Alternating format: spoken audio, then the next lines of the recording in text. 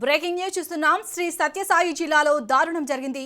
తనకల్లు మండల police station ఎదుట ఈశ్వరప్ప అనే వ్యక్తి హత్యకు గురయ్యాడు. ఈశ్వరప్పను రాగినపల్లి గ్రామానికి చెందిన హరి చిన్నప్ప హత్య చేశారు.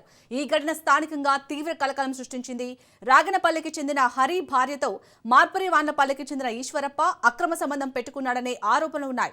ఈ నేపథ్యంలోనే గత 3 రోజుల క్రితం హరి భార్యను ఈశ్వరప్ప వెంట తీసుకెళ్లాడు. తన భార్య కనిపించడం లేదని భర్త హరి ఫిర్యాదు మేరకు పోలీసులు మిస్సింగ్ కేసుగా నమోదు చేశారు. ఫిర్యాదు ఆధారంగా పోలీసులు దర్యాప్తును ప్రారంభించారు. ఈ క్రమంలో నెల్లూరు జిల్లా గూడూరు ప్రాంతంలో ఈశ్వరప్పని గుర్తించి తనకల్లు పోలీస్ స్టేషన్కు తీసుకువచ్చి విచారణ చేస్తున్నారు.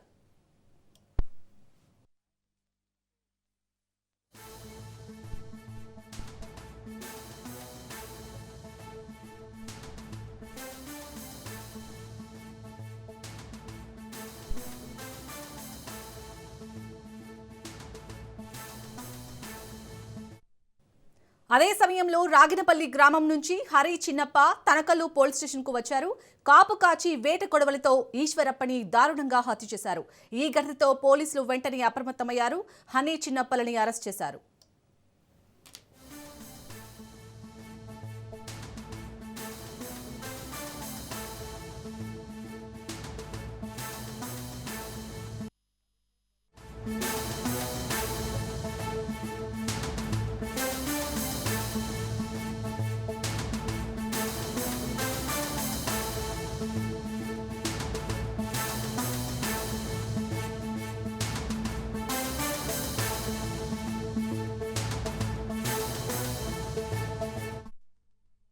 మేడ్చల్ జిల్లా కీసరా జ్యువెలరీ షాప్ లో దోపిడీ కేసును పోలీసులు ఛేదించారు. దోపిడీకి పాల్పడ్డ 2 నిందితులని అరెస్ట్ చేశారు. జ్యువెలరీ షాప్ యజమానిని తుపాకీతో బెదిరించి గొడ్డలితో దాడి చేసి ఆభరణాలను ఎత్తుకెళ్లారు.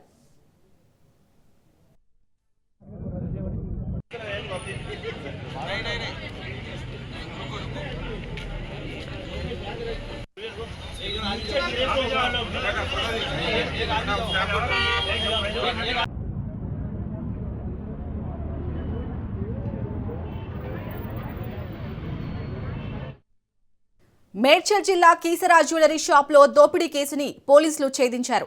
దోపిడీకి పాల్పడ్డ 2 నిందితులని అరెస్ట్ చేశారు. జ్యువెలరీ షాప్ యజమానిని తుపాకీతో బెదిరించి గొడ్డలితో దాడి చేసి ఆభరణాలను ఎత్తుకెళ్లారు. రైట్, ఇక ఇదే అంశానికి సంబంధించి పూర్తి డీటెయిల్స్ ని మా ప్రతినిధి పవన్ అందిస్తారు. పవన్, ఇప్పటికే ఈ దోపిడీ కేసుకు సంబంధించి నిందితులను అయితే పోలీసులు అరెస్ట్ చేసినట్టుగా తెలుస్తుంది. వారి దగ్గర నుంచి ఎలాంటి సమాచారాన్ని రాబట్టారు? కీసర బాలాజీ జ్యువెలర్స్ సంబంధించిన నేపథ్యంలో గన్తో బెదిరించి ఒక దోపిడీకి యత్నం చేసిన 2 నిందితులను కూడా పోలీసులు అరెస్ట్ కూడా చేశారు. అయితే సీసీ కెమెరాలో చాలా క్లియర్ గా మనము విజువల్స్ లో కూడా కనిపించిన దృశ్యాలు కూడా చూస్తున్నాము. ఏంటంటే వారు ఒక బొమ్మ తుపాకీతో ఒక్కసారిగా బెదిరించి గొడ్డలితో అతని తలపైన కూడా చితిక బాది పూర్తిగా రక్తస్రావంతో చేసిన నేపథ్యంలో అతను కింద పడిపోయిన దాని తర్వాత ఒక్కసారిగా బంగారాన్ని కూడా తీసుకెళ్లిన పరిస్థితి కూడా గమనిస్తున్నాము.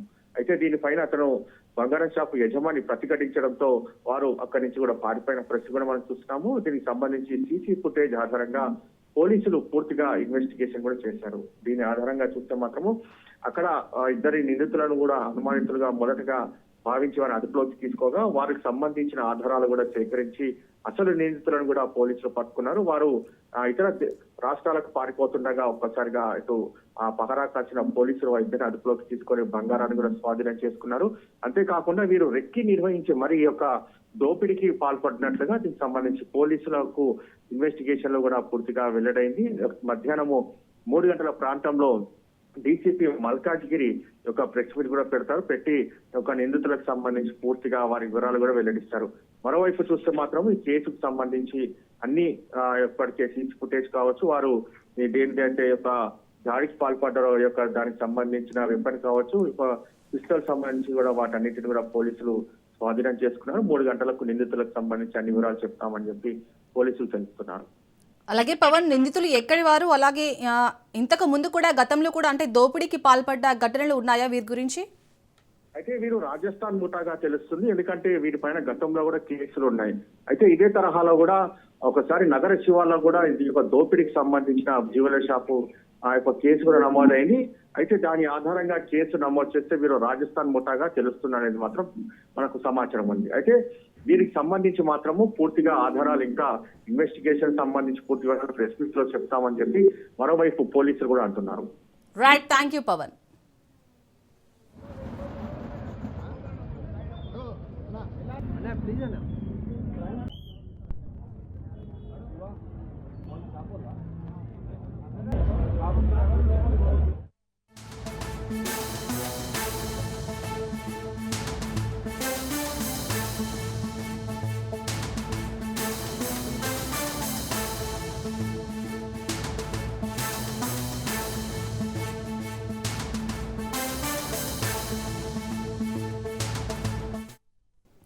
నిజామాబాద్ జిల్లా మాక్లూర్ మండలం బోర్గాంలో దారుణం చోటు చేసుకుంది.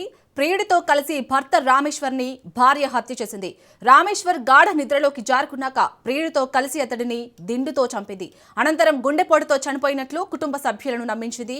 అయితే రామేశ్వర్ మృతిపై అనుమానంతో అతడి సోదరుడు పోలీసులకు ఫిర్యాదు చేశారు. దీంతో మృతదేహానికి రీపోస్ట్ మార్టం చేశారు. రామేశ్వర్ని హత్య చేసినట్లు నిర్ధారణ అయింది. పోలీసుల విచారణలో అసలు విషయం బయటపడింది.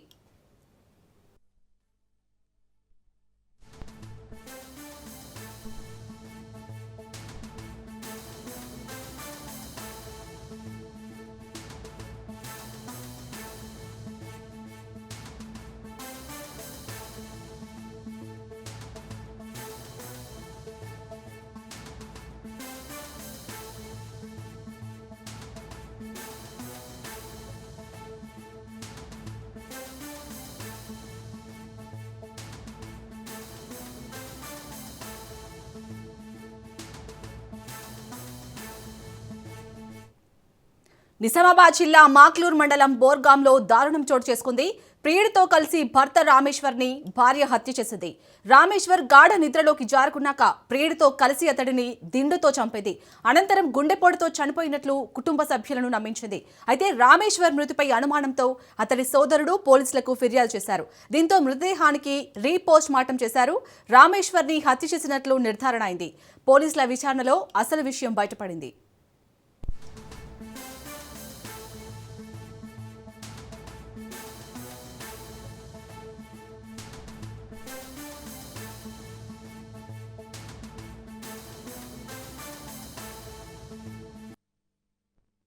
బోర్గా గ్రామంలో ఒక వ్యక్తి అనుమానాస్పదంగా మృతి చెందాడు. ఆ వ్యక్తి యొక్క మృతదేహాన్ని అదే రోజు పూడ్చివేయడం జరిగిందన్న సమాచారం పోలీసులకు రావడం జరిగింది. ఆ సమాచారం మేరకు విచారించి 22/12/2025 రోజు కంప్లైంట్ తీసుకోవడం జరిగింది. ఈ కంప్లైంట్ బేస్ చేసుకుని పోలీసు వారు 24/12/25 రోజు డాక్టర్ల సహాయంతో పూర్తిగా ఎగ్జామిన్ చేయడం జరిగింది. అనుమానాస్పదంగా భార్య పేరు చెప్పడం జరిగింది స్వప్న. ఆమె ప్రియుడు అయినటువంటి రమేష్ను కూడా ఇద్దరిని కూడా అదుపులోనికి తీసుకుని విచారించినప్పుడు కొన్ని వాస్తవాలు వెలుగులోనికి వచ్చాయి. ఆయన వేధిస్తున్నాడని తరచుగా ఇతనికి దిలీప్ చెప్పడం జరిగింది. ఆ దిలీప్ అలా బ్రదర్ అభిషేక్ ఈ విషయం చెప్పడం జరిగింది.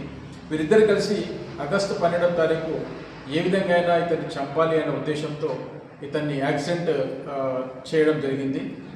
దాంట్లో ఇతను ఎస్కేప్ చేయడం జరిగింది. హ్యాండ్ ఫ్రాక్చర్ జరిగింది. దాని తర్వాత ఇతనికి అన్నోన్ వెహికల్ అని చెప్పి కంప్లైంట్ చేయడం ద్వారా ఆ కేసును రిజిస్టర్ చేసి ఇన్వెస్టిగేషన్ చేస్తుంది. ఆ క్రమంలో భాగంగా అది సక్సెస్ కాకపోవడంతో మళ్ళీ ఏ విధంగానే వీళ్ళని ఇతన్ని చంపాలి అనే ఉద్దేశంతో ఒకసారి స్లీపింగ్ పిల్స్ అతనికి ఇవ్వడం జరిగింది. అయినప్పటికీ కూడా అతనికి ఏం కాలేదు. ఆ తర్వాత ఏ విధంగా చంపాలని గట్టిగా పట్టుబట్టడంతో ఈ అభిషేక్ వాళ్ళ ఫ్రెండ్స్ అయినటువంటి జితేందర్, శ్రీరామ్, రాకేష్ అండ్ మోసిన్ వీళ్ళని పిలిచి వీళ్ళతో కలిసి విచారించి ఏ విధంగా చంపాలి అని చెప్పేసి వాళ్ళతో ఒప్పందం చేసుకోవడం జరిగింది. ఒప్పందం భాగంలో వాళ్ళు 35,000 రూపాయలు డిమాండ్ చేయడం జరిగింది. వీళ్ళ ప్లాన్ ప్రకారం 19th రోజు ఇతను పండుకున్నప్పుడు ఇతనికి స్లీపింగ్ పిల్స్ ఇచ్చి చంపాలన్న ఉద్దేశంతో మొత్తం కూడా ప్లాన్ చేసుకున్నారు. సుపారీ తీసుకున్నారు. వాళ్ళని కాంటాక్ట్ చేశారు. వాళ్ళు ఎవరికి కూడా రెస్పాన్స్ ఇవ్వకపోయేసరికి సౌమ్య చెప్పిన దాని ప్రకారం అతను నిద్రపోయి ఉన్నాడు. అతను దిండు పెట్టి అదేవిధంగా టవాల్ పెట్టి అతను స్ట్రాంగులేట్ చేసి దిండుతో స్మోదరింగ్ చేసి చంపడం జరిగింది.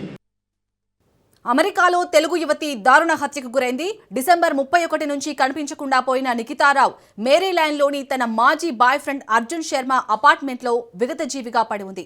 నిఖిత ఒంటిపై పోలీసులు కత్తిపోట్లను గుర్తించారు. నిఖిత కనిపించడం లేదని జనవరి 2న పోలీసులకు అర్జున్ కంప్లైంట్ చేశాడు. అదే రోజు అమెరికా విడిచి భారత్కి వెళ్లిపోయాడు అర్జున్ శర్మ.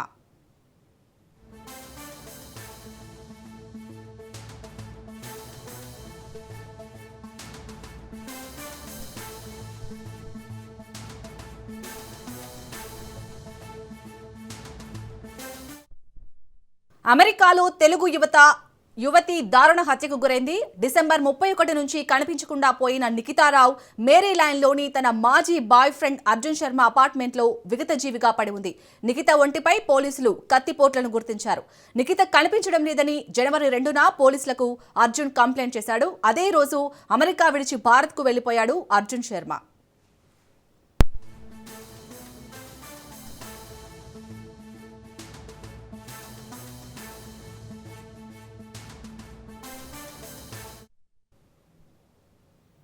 తెలుగు రాష్ట్రాలను పొగమంచు కమ్మేసింది.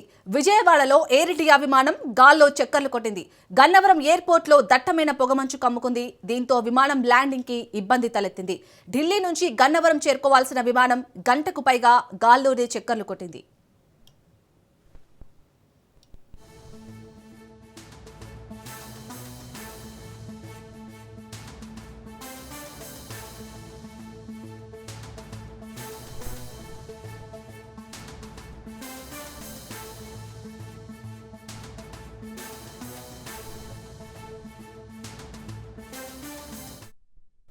తెలుగు రాష్ట్రాలను పొగమంచు కమ్మేసింది. విజయవాడలో ఎయిర్ ఇండియా విమానం గాల్లో చక్కర్లు కొట్టింది. గన్నవరం ఎయిర్పోర్ట్లో దట్టమైన పొగమంచు కమ్ముకుంది. దీంతో విమానం ల్యాండింగ్ కి ఇబ్బంది తలెత్తింది. ఢిల్లీ నుంచి గన్నవరం చేరుకోవాల్సిన విమానం గంటకు పైగా గాల్లో చక్కర్లు కొట్టింది.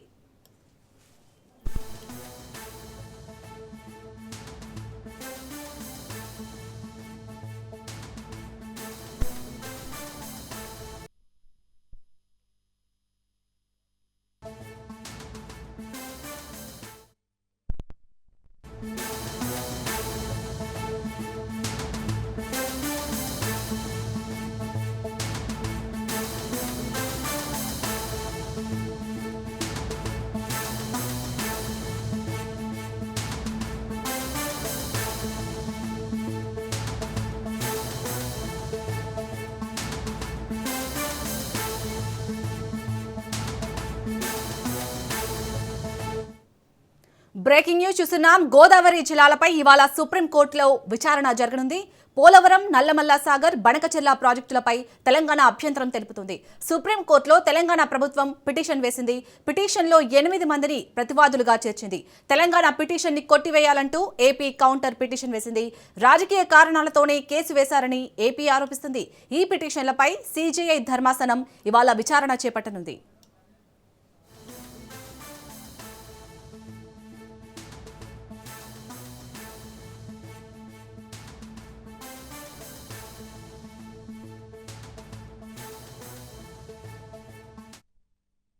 గోదావరి నదీ జలాల్లో తమకు దక్కాల్సిన వాటా విషయంలో ఎలాంటి రాజీ పడేది లేదని తెలంగాణ ప్రభుత్వం స్పష్టం చేసింది. పోలవరం ప్రాజెక్టు విస్తరణ పేరుతో ఆంధ్రప్రదేశ్ ప్రభుత్వం చేపడుతున్న పనులను తాము అంగీకరించలేదంటూ సుప్రీంకోర్టులో బలమైన వాదనలు వినిపించేందుకు సిద్ధమవుతుంది. ఈ మేరకు సీఎం రేవంత్ రెడ్డి, మంత్రి ఉత్తమ్ ముంబైలో సీనియర్ న్యాయ నిపుణులతో సమావేశమయ్యారు.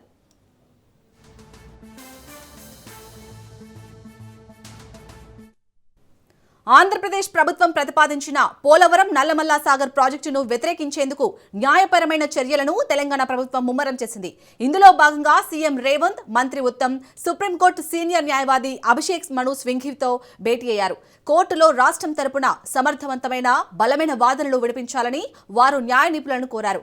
అవసరమైన అన్ని పత్రాలు, ఆధారాలను సిద్ధంగా ఉంచుకోవాలని నీటిపారుదల శాఖ అధికారులను సీఎం కార్యాలయం అప్రమత్తం చేసింది.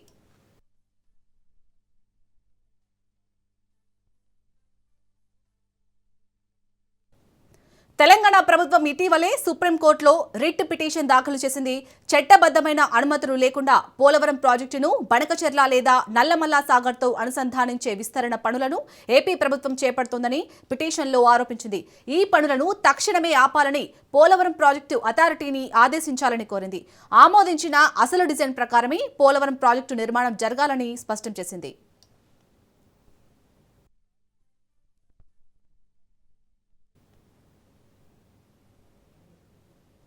తెలంగాణ అభ్యంతరాలను పరిగణలోకి తీసుకోకుండా కేంద్ర ప్రభుత్వం నల్లమల్ల సాగర్ ప్రాజెక్టు నివేదికలను పరిశీలించడాన్ని కూడా పిటిషన్లో తప్పుపట్టింది. కేంద్ర జలసంఘ మార్గదర్శకాలను ఉల్లంఘించి ఏపీ ప్రభుత్వం డీపీఆర్ సిద్ధం చేస్తుందని, ఈ విస్తరణ ప్రాజెక్టులకు పర్యావరణ అనుమతులు, ఆర్థిక సహాయం నిలిపివేయాలని తెలంగాణ ప్రభుత్వం కోరింది.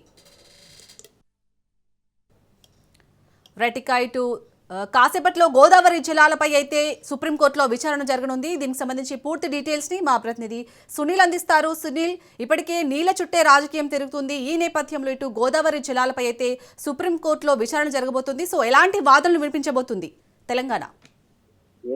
రెండు తెలుగు రాష్ట్రాల మధ్య ప్రస్తుతం నీటి వివాదం కొనసాగుతూనే ఉంది. ఒకవైపు కృష్ణానది జలాలపైతో పాటు మరోవైపు గోదావరి నది జలాలపై కూడా ఇరు రాష్ట్రాలకు సంబంధించిన విషయంలో పూర్తిగా రాజకీయాలు మారలేదని చెప్పవచ్చు. ప్రధానంగా ఇటీవల కాలంలో గోదావరి నది జలాలపై అటు ఏపీ ప్రభుత్వము నిర్మించినటువంటి పోలవరం నల్లమల్ల సాగర్ బంకచెర్ల ప్రాజెక్టు సంబంధించిన విషయంలో తెలంగాణ రాష్ట్ర ప్రభుత్వము ఇప్పటికే అభ్యంతరాలు వ్యక్తం చేస్తూ దేశ సర్వోన్నత న్యాయస్థానంలో రిట్ పిటిషన్ దాఖలు చేసింది. ఇందులో చాలా అంశాలను కూడా అంటే ఆంధ్రప్రదేశ్ ప్రభుత్వం నిర్మిస్తున్నటువంటి అక్రమ ప్రాజెక్ట్ గోదావరి నదీ జలాలపై నిర్మిస్తున్నటువంటి ఈ ప్రాజెక్టు బంకచెర్ల నల్లమల్ల సాగర్ సంబంధించిన అనుసంధానం చేసే పోలవరానికి అనుసంధానం చేసేటువంటి ఈ ప్రాజెక్టులని వెంటనే నిలుపుదల చేసే విధంగా సుప్రీంకోర్టు ఆదేశాలు జారీ చేయాలంటే కూడా రాష్ట్ర ప్రభుత్వము ఇప్పటికే అటు సుప్రీంకోర్టులో పిటిషన్ దాఖలు చేసింది. ఈ ప్రాజెక్ట్ పోలవరం మొదట డిజైన్ చేసినటువంటి విధానం కాకుండా మళ్ళీ దానికి అనుసంధానం చేసే విధంగా నల్లమల్ల సాగర్ పేరుతో మరోవైపు ఒక పూర్తిగా బంకచెర్ల ప్రాజెక్ట్ ని తీసుకొచ్చి దీన్ని రీడిజైన్ చేసే కార్యక్రమం చేస్తుంది. దీన్ని డిపిఆర్ సిద్ధం చేసే ప్రాజెక్ట్ చేస్తున్న డీటెయిల్ ప్రాజెక్ట్ రిపోర్ట్ తయారు చేసేందుకు అది ఏపీ ప్రభుత్వం సిద్ధమైంది. అయితే దీన్ని వెంటనే నిలుపుదల చేయాలి. మొదటగా అనుకున్నటువంటి పోలవరం ప్రాజెక్ట్ నిర్మాణాన్ని కొనసాగించాలి, అదే డిజైన్ కొనసాగించాలి. ఆంధ్రప్రదేశ్ ప్రభుత్వము గోదావరి నదీ జలాలను అక్రమంగా తీసుకెళ్లడానికి ప్రయత్నాలు చేస్తుంది. దానివల్ల తెలంగాణ రాష్ట్ర ప్రభుత్వానికి తీవ్ర నష్టం వాటిల్లే అవకాశం ఉంది. కాబట్టి దీన్ని వెంటనే అడ్డుకునే విధంగా ఆదేశాలు జారీ చేయాలంటూ కూడా ఇప్పటికే రాష్ట్ర ప్రభుత్వం అటు సుప్రీంకోర్టులో పిటిషన్ దాఖలు చేసింది. ఈ పిటిషన్ పై అటు తెలంగాణ రాష్ట్ర ప్రభుత్వం తరఫున సీనియర్ అభిషేక్ సింఘ్వి వాదన కూడా వినిపించే అవకాశం ఉంది. ఈ రోజు దేశ సర్వోన్నత న్యాయస్థానం ప్రధాన న్యాయమూర్తి ఎదుట ఈ పిటిషన్ మెన్షన్ చేసే అవకాశం ఈరోజు విచారణ కూడా కొనసాగవచ్చుంది. ఇప్పటికే దీన్ని అభ్యంతరాలు వ్యక్తం చేస్తూ రాష్ట్ర ప్రభుత్వము అనేక రకాలుగా అటు జలవనరుల శాఖ మంత్రిని కలిశారు, చాలా మంది ప్రభుత్వానికి కేంద్ర మంత్రులు కలిశారు. కానీ అయినప్పుడు కూడా ఆంధ్రప్రదేశ్ ప్రభుత్వం అక్రమంగా ఈ ప్రాజెక్టు నిర్మించే ప్రయత్నం చేస్తుంది. బంకచెర్ల నల్లమల్ల సాగర్ ప్రాజెక్ట్ ని వెంటనే నిలుపుదల చేయాలంటూ కూడా ఈ రోజు మరొకసారి తమ వాదన కూడా వినిపించింది. తెలంగాణ రాష్ట్ర యొక్క వాదనలు పరిలోకి తీసుకున్నట్టుగా మరి ఏపీ ప్రభుత్వ వాదనలు పరిలోకి తీసుకుంటే ఇప్పటికే ఏపీ ప్రభుత్వం తెలంగాణ రాష్ట్ర ప్రభుత్వం వేసినటువంటి పిటిషన్ కొట్టివేయాలంటూ కూడా పిటిషన్ కూడా కౌంటర్ పిటిషన్ కూడా దాఖలు చేసింది. ఇదంతా కూడా పూర్తిగా రాజకీయ ఉద్దేశంతోనే తెలంగాణ రాష్ట్ర ప్రభుత్వము పిటిషన్ వేసిందంటూ కూడా ఏపీ ప్రభుత్వం ఆరోపిస్తుంది. ఈ రోజు మరి చీఫ్ జస్టిస్ బేస్ విచారించిన తర్వాత కోర్టు మరి ఎలాంటి నిర్ణయం తీసుకుంటుందనేది కూడా చూడాల్సి ఉంది. ఇరు రాష్ట్రాల మధ్య నీటి వివాదం అనేది చాలా రాజకీయ దుమారం అయితే ప్రస్తుతం నడుస్తుంది. ఒకవైపు కృష్ణానది జలాలకు సంబంధించిన విషయంలో, మరోవైపు గోదావరి నది జలాలకు సంబంధించిన విషయంలో తెలంగాణ రాష్ట్ర ప్రభుత్వానికి పదే పదే అన్యాయం జరుగుతుంది. కాబట్టి ఇప్పటికైనా ఉమ్మడి ఆంధ్రప్రదేశ్ లో ఈ తరహాలో రిజర్వ్ కమిటీ ఇచ్చినటువంటి సూచనలు కావచ్చు, గతంలో ఇచ్చినటువంటి సూచనలు ఖచ్చితంగా పాటించాల్సిన అవసరం ఉంది. కాబట్టి నిబంధనలకు విరుద్ధంగా ఏపీ ప్రభుత్వం చేపడుతున్నటువంటి అక్రమ ప్రాజెక్ట్ ని వెంటనే నిలుపుదల చేయాలంటూ కూడా తెలంగాణ రాష్ట్ర ప్రభుత్వం సుప్రీంకోర్టు కోరింది. కాబట్టి మరి కోర్టు ఈ రోజు ఎలాంటి నిర్ణయం ప్రకటిస్తుందని మాత్రం రెండు తెలుగు రాష్ట్రాల మధ్య తీవ్ర ఆసక్తి చెప్పవచ్చు. Right, thank you Sunil.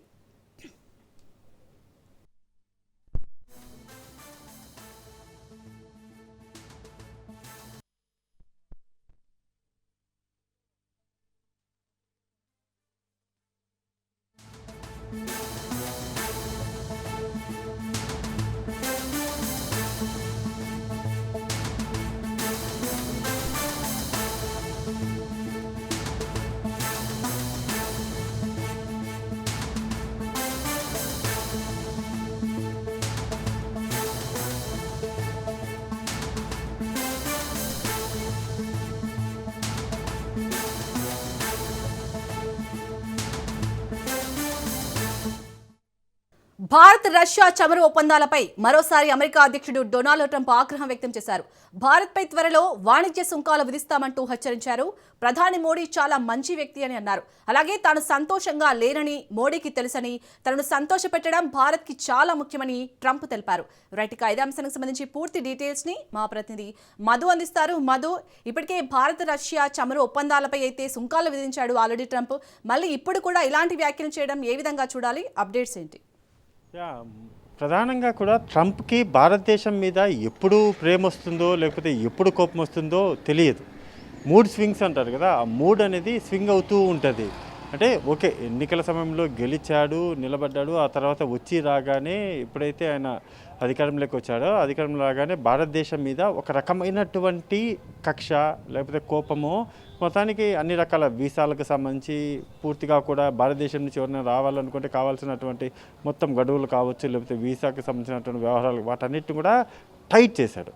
సరే, టైట్ చేశాడు, అంతవరకు కాస్త ఇబ్బందులు పడ్డారు. ఆ తర్వాత రెండు దేశాలు చర్చలు జరిపాయి, అంతవరకు బాగానే ఉంది. కానీ ఇప్పుడు మళ్ళీ చూసుకుంటే భారతదేశం రష్యాకు సంబంధించినటువంటి చమురు ఒప్పందాలు ఏవైతే ఉంటాయో, అంటే ఆయిల్కి సంబంధించినటువంటి ఒప్పందాలు ఏవైతే ఉన్నాయో వాటిని మోడీకి టార్గెట్ చేస్తూనే, అంటే తేనె పూసినటువంటి కత్తితో పొడిచి ఆ తర్వాత అయ్యో పొడిచాను కదా, తేనె పూసిన కత్తే కదా, ఏం కాదులే అనే విధంగా కూడా ట్రంప్ మాట్లాడుతున్నాడు.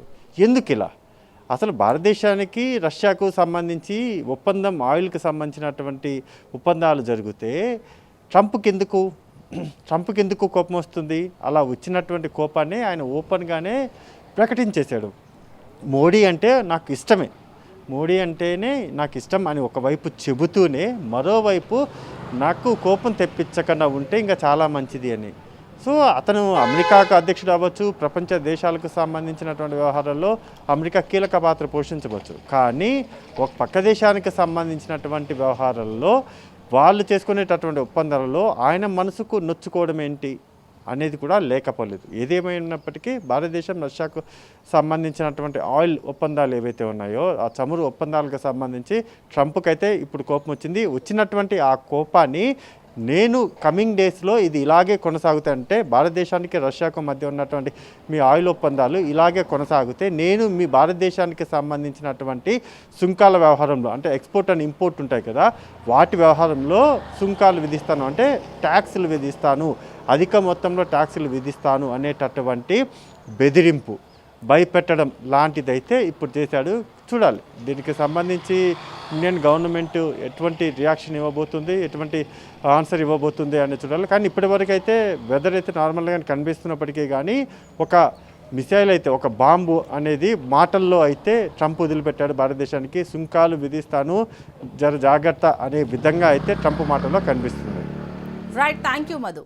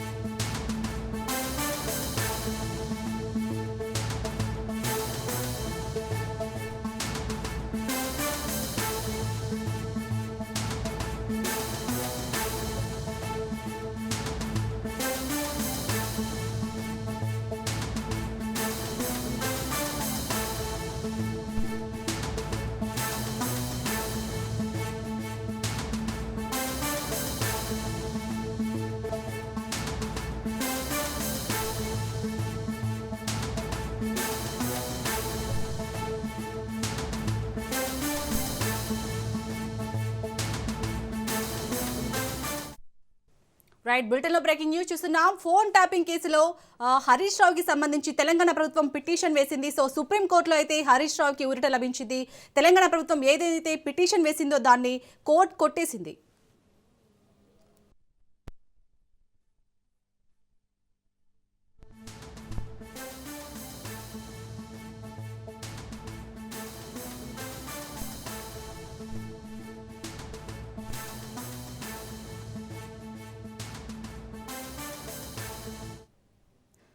బ్రేకింగ్ న్యూస్ చూస్తున్నాం. ఫోన్ ట్యాపింగ్ కేసులో హరీష్ రావుకి సంబంధించి తెలంగాణ ప్రభుత్వం పిటిషన్ వేసింది.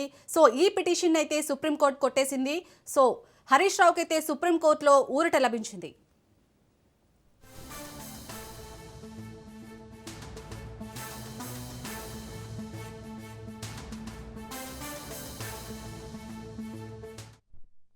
ఇక ఇదే విషయానికి సంబంధించి పూర్తి డీటెయిల్స్ ని మా ప్రతినిధి పవన్ అందిస్తారు. పవన్, ఫోన్ ట్యాపింగ్ కేసులో మాజీ మంత్రి హరీష్ రావుకి ఊరట లభించింది. అయితే ఇప్పటికే ఈ యొక్క పంజాగుట్ట పోలీస్ స్టేషన్ లో నమోదైన కేసుకు సంబంధించి ఎఫ్ఐఆర్ ను హైకోర్టు క్వాష్ చేసిన నేపథ్యంలో దాన్ని సవాల్ చేస్తూ సుప్రీంకోర్టులో కూడా తెలంగాణ ప్రభుత్వం యొక్క పిటిషన్ కూడా దాఖలు చేసింది. ఎందుకంటే సిద్దిపేట సంబంధించిన చక్రాధర్ రెడ్డి హరీష్ రావు తన ఫోన్ ట్యాపింగ్ చేశాడని చెప్పి కూడా పంజగుట్ట పోలీస్ స్టేషన్ లో ఫిర్యాదు చేశారు. అప్పుడు ఎఫ్ఐఆర్ కూడా నమోదు చేసిన నేపథ్యంలో అప్పుడు హరీష్ రావు యొక్క క్వాష్ పిటిషన్ కూడా దాఖలు చేశారు తెలంగాణ హైకోర్టు. అప్పుడు క్వాష్ పిటిషన్ ను అనుమతిస్తూ హైకోర్టు ఉత్తర్వులు జారీ చేసింది. దాన్ని సవాల్ చేస్తూ స్పెషల్ లీవ్ పిటిషన్ కూడా తెలంగాణ ప్రభుత్వం సుప్రీంకోర్టులో దాఖలు చేసిన నేపథ్యంలో ఈ రోజు విచారణకు సంబంధించి సుప్రీంకోర్టులో కూడా కొనసాగింది. అయితే సుప్రీంకోర్టు మాత్రం ఈ యొక్క పిటిషన్ ను నిరాకరించింది. ఎందుకంటే ఇప్పటికీ ఇది హైకోర్టు జోక్యంలో తాము ఇన్వాల్వ్మెంట్ కాలేమని చెప్పి కూడా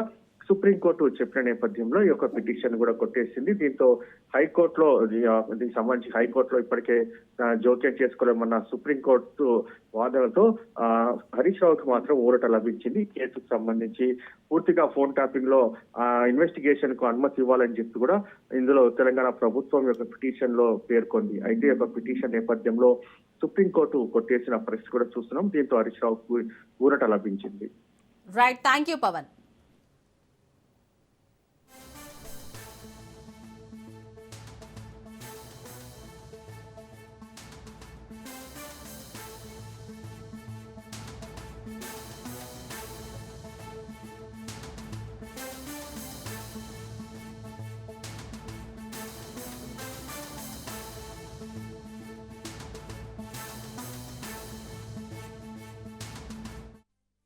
సుప్రీంకోర్టులో హరీష్ రావుకి ఊరట లభించింది.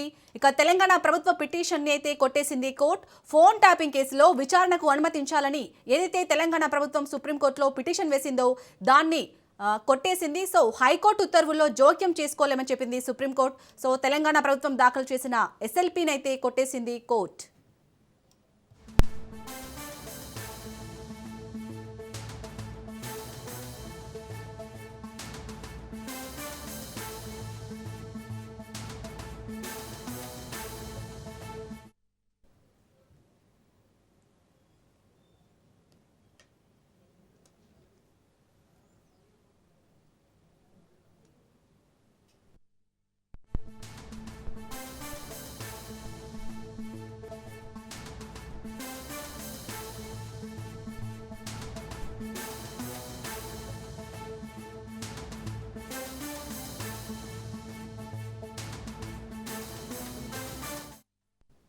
సుప్రీంకోర్టులో హరీష్ రావుకి ఊరట లభించింది. తెలంగాణ ప్రభుత్వ పిటిషన్ ని కోర్టు అయితే కొట్టేసింది. ఫోన్ ట్యాపింగ్ కేసులో విచారణకు అనుమతించాలని సుప్రీంకోర్టులో తెలంగాణ ప్రభుత్వం పిటిషన్ వేసింది. అయితే హైకోర్టు ఉత్తర్వుల్లో జోక్యం చేసుకోలేమని ఇటు సుప్రీంకోర్టు స్పష్టం చేసింది. తెలంగాణ ప్రభుత్వం దాఖలు చేసిన ఎస్ఎల్పీని కోర్టు కొట్టేసింది.